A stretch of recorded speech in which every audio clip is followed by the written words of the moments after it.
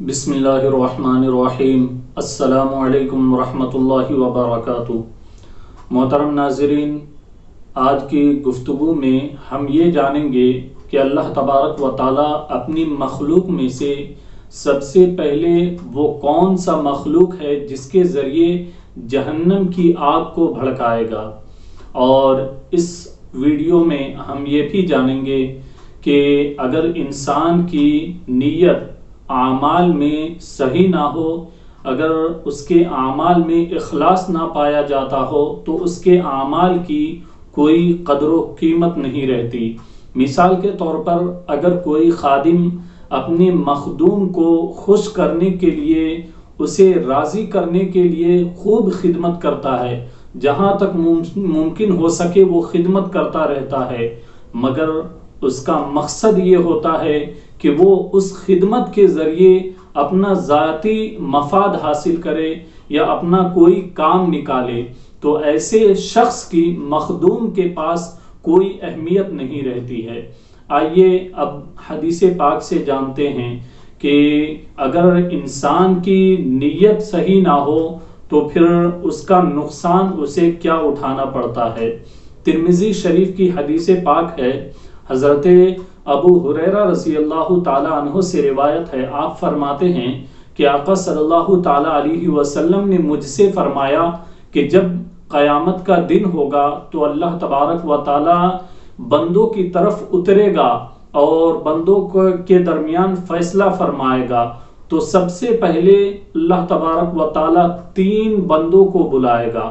کون؟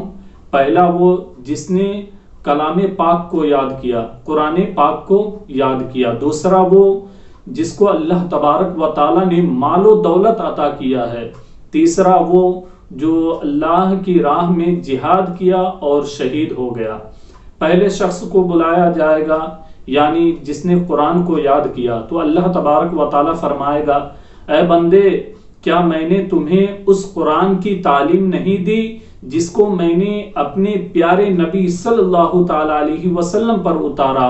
وہ بندہ کہے گا، ہاں اے پروردگار، تو نے مجھے اس کلام پاک کی تعلیم دی جسے تو نے اپنے پیارے محبوب صلی اللہ تعالی علیہ وسلم پر نازل فرمائی۔ اللہ تبارک و تعالی فرمائے گا، اے بندے، تو نے کلام پاک پر عمل کیا؟ وہ بندہ کہے گا، اے پروردگار، میں نے کلام پاک کی تلاوت کی، اس کے ذریعے نمازیں ادا کی اور شب بیداری کی۔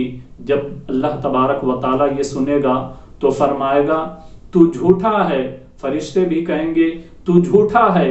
پھر اللہ تبارک و تعالی فرمائے گا، اے بندے، تو نے یہ کام اس لیے کیا تھا تاکہ تجھے قاری قرآن کہا جائے، سو تجھے کہہ دیا گیا۔ اس کے بعد دوسرے شخص کو بلایا جائے گا، یعنی وہ شخص جس کو اللہ تبارک و تعالی نے مال و دولت عطا فرمایا ہے۔ اللہ تبارک و تعالی فرمائے گا، اے بندے، میں نے تمہیں مال دیا تھا، میں نے تمہیں کسی کا محتاج نہیں رکھا تھا، ذرا یہ تو بتاؤ کہ اس مال کو تو نے کس طرح سے استعمال کیا؟ وہ مالدار شخص کہے گا، اے پروردگار، میں نے اس مال کے ذریعے صلہ رحمی کی، میں نے محتاجوں کی حاجت پوری کی۔ اللہ تبارک و تعالی فرمائے گا، تو جھوٹا ہے۔ فرشتے بھی کہیں گے، تو جھوٹا ہے۔ پھر اللہ تبارک و تعالی فرمائے گا، اے بندے، تو مال اس لیے خرچ کرتا تھا تاکہ لوگ تجھے سخی کہے، سو لوگوں نے تجھے سخی کہہ دیا۔